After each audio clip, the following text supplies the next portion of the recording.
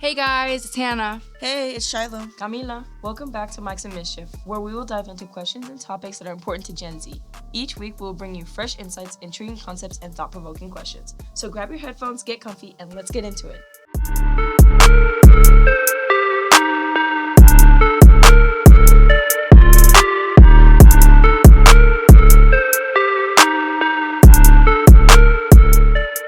To kick off this segment, we want to talk a little bit about spring break, what our plans are, what we think most of Gen Z is doing, and why. So, what are your guys' plans for spring break? I think I'm going out of town. Yeah. Where? Tell us Where to? Or why? It's confidential. Oh. Yeah. But I think a majority of people, from what I know, are going out of town. So I'm going to Stockton, but I don't think you can call that out of town. No way. Stockton is That's- crazy. It's in the area. It's the 70-mile radius. No. Yeah. Why Stockton? Oh, I'm going to a wedding. Oh, yeah. Yes, and it's in Stockton. Hey, oh, hey, oh, hey. So It's exciting. that's where I'm gonna be. That's exciting. Well, my plans for spring break consist of relaxing, hanging out with people if they're available, and literally doing nothing. Thinking about everything aside from school. Oh, I love nothing. Yeah, so that's a little bit what my plans look like. I have a tennis tryout on one day for a tennis team. So yeah, it's gonna be pretty cool. And I think that's kind of what a lot of Gen Z is doing. What I've noticed, and kind of some of the polls that I've looked at, is either a lot of Gen Z is doing something, like going on cruises, like taking road trips, or a lot of Gen Z is doing nothing. So I think that's really interesting. And from everyone that I talk to, it's about that same. Like, I'm sure there are some people in the middle, but like the majority of people are either one or the other. I think that's kind of interesting. Comment down below where you're gonna be for spring break. Are you gonna be out? Put a car emoji in the comments if you're gonna be out of town, and put a bear emoji if you're gonna be in town. Bet.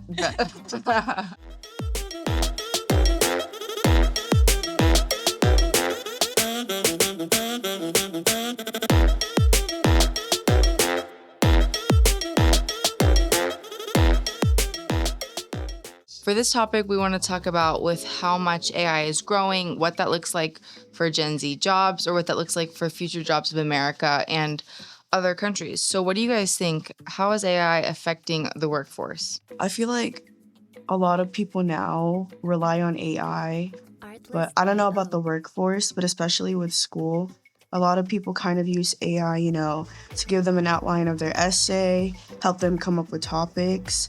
And like the more we get into AI, the more we start to rely on it more rather than our own intellectuals. So. And like this generation, as it enters the workforce, like we're gonna experience a landscape like vastly different from previous ones, because we have a lot of different just influences, especially focusing on technology, because AI is rapidly transforming like industries and tasks, and like they're even though there's a lot of negative, it's creating a lot of new job opportunities, and like it's not just limited to like tech-focused roles, which I think many people think about, but like it's in healthcare, financing, marketing, even education. So it's like AI is changing the way things are done, and the people that are needed to have it done. Because I know that there are some jobs that are no longer going to exist because the robot can do it better. Right. I know that because there's going to be a robot,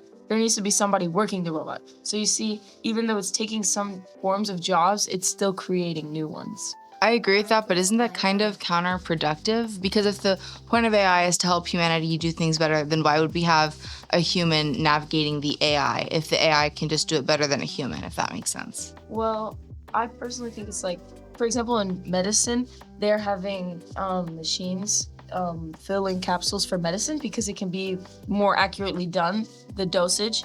But, that's better for a robot. But we still want to like make sure the robot is doing its job or the way that it needs to be done, or like if something needs to be changed. So I think it's still productive because it's being done more accurately. So it's not always about just getting rid of the job and like a human no longer needing to do it, but what is the most efficient, proficient, and accurate way to do it. Interesting. What do you guys think about the thought? So a lot of things have been said about AI and how it's going to affect future jobs and current jobs. And so a lot of people are saying, or there's this kind of trend online where people are saying maybe the government should have a law or should say something to the effect of like AI can take over whatever, but it has to stop here. And there's a line where essentially AI can't take over certain jobs so that it doesn't completely eliminate a lot of jobs. What do you guys think about that idea? I don't know how to feel about AI taking over some jobs, because like some jobs are everyone's, like, you know, some people's income for their whole entire life, for they use that job to make money and provide for their family. But in like one snap, if AI takes it away, then, you know, what is left for the people who need that job? Have you guys heard of like self-driving cars? Yeah. Now, so I don't think, as much as AI is really intelligent, obviously, and it learns based off of like human characteristics, I wouldn't trust a robot driving me around town. I don't know. Ethically, I'm not comfortable with it. Okay. And as like, especially with the driving cars, there have been a lot of incidents. Ethical implications of AI, like as it becomes more integrated into like our lives and our society, there's going to be more concerns over like privacy, bias in algorithms, and job displacement. And I think Gen Z will need to be advocates for it because we're the generation of it. So we're going to have to be advocates for ethical practices in AI development. Gen Z is what? They're the years, it says, the years 1997 to 2012. From that timeline, that's going to be the rapid growth of AI. I think that's really interesting because especially with the ethical sector you kind of brought up and the biases and whatnot, I think that's interesting because almost no matter what you do these days, whether you're in a classroom or whether it's AI or whatever kind of program you're in, there's going to be some sort of bias. And I think that's really hard. In AI, it's really hard to take out that bias because people have biases. And if people are creating the AI and kind of how it operates, then won't the AI naturally have a bias? It will. It will. Let's know the definition of bias because I think it's important to bring it up. Okay, All right. guys, I'm your educational little friend here. I do the research. I'm the history and the meaning. You can always count on me. I got you. Okay, so bias refers to a tendency to favor or lean towards a particular perspective, group, or outcome in a way that is unfair or unbalanced. It can manifest in cognitive bias, social bias, and algorithmic bias. So in the context of algorithmic, AI and machine learning occurs when a computer algorithm produces unfair or prejudiced results due to biased data or flawed design. For instance, an AI system trained on biased historical data may perpetuate or even exacerbate social inequalities. Interesting. Yeah, so the misuse of AI are one of the highest risks of using AI from now on. And that's what I'm scared of because, you know, human nature, it's basically in our nature to make mistakes.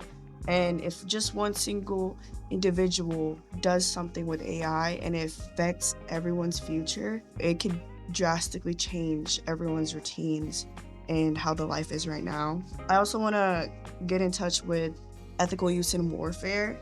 So if, you know, there are already AI powered weapons and drones, so like it raises concerns of who decides when an AI can take a life, which what I'm kind of terrified of if, you know, a robot starts taking people's lives.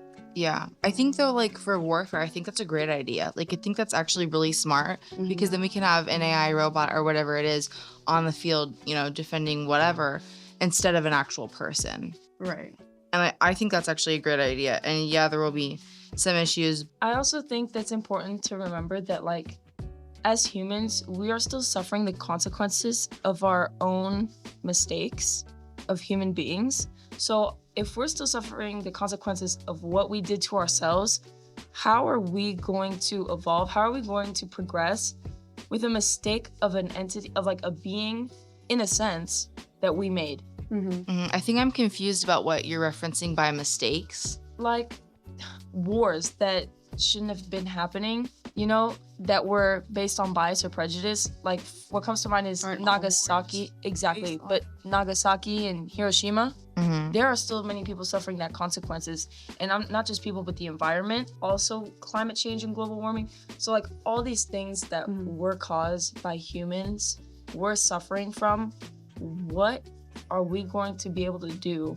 What is nature going to do when we put in something created by ourselves that could have more power than us? Exactly. I agree with that, because us humans right now, it's normal to make mistakes. But then if we put like a sentimental being that basically has all the knowledge that humans have built up from the beginning of time and just puts it into one little thing, if just one person misuses that and creates like a huge problem, we're all cooked. I'm saying, like, we're all cooked. I'm not worried about AI, like, controlling everyone or having too much power. I'm worried about humans misusing AI and taking it for their own individual interests and desires, which could potentially affect our population. Yeah, I think that's a valid concern, but at the same time, that's going to happen either way. Like, I think we're already seeing that in some ways. I mean, didn't a kid literally end his life because, like, he was basically in love with an AI chat? Yes. Like, Or I think it was because the AI told him to kill himself. I don't know what it was, but like, I think we're already seeing that, and that's going to happen either way. That's just what human nature, like, how it happens and how human nature interacts. But see, that's the thing. I don't think it's human nature, because it's not nature. It's like, It's AI. it's AI. And what I mean by that is, like, it doesn't belong. It doesn't exist. It shouldn't exist. And I know that it already is in some form. And that's why I feel like there needs to be more regulations and restrictions on how much we allow it to evolve. I'm specifically talking about what Shiloh's saying, which is that she's not concerned about the AI itself, but how humans use it. And so I'm saying, yeah, humans are going to use it in poor ways, no matter what happens, because that's just how human nature is. I'm not specifically talking about the AI. But I think it can also have really good effects. Like, as most of us can attest to, it can be useful for school. It can be useful for a lot of different things. And so, yeah, while one person may misuse that privilege, I think a lot of other people, not even students, but like adults, can use that to their advantage.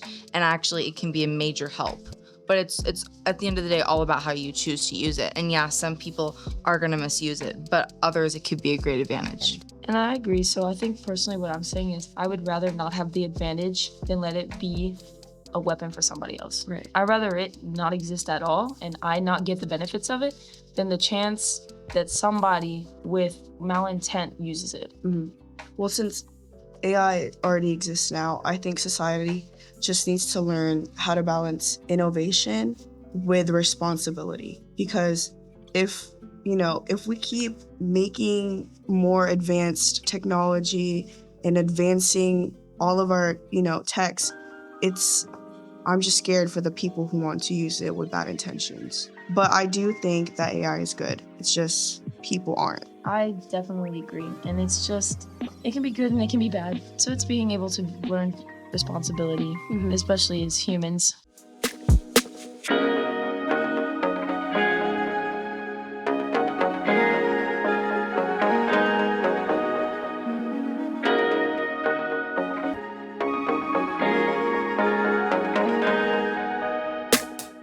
Well, that's going to wrap up this podcast episode. Let us know any comments, questions, or even possible segment ideas you would like to hear. Also, if you would like to be featured or join us for an episode, you can find the link on our social media, specifically your IG. Don't forget to follow us on Instagram, TikTok, and Spotify.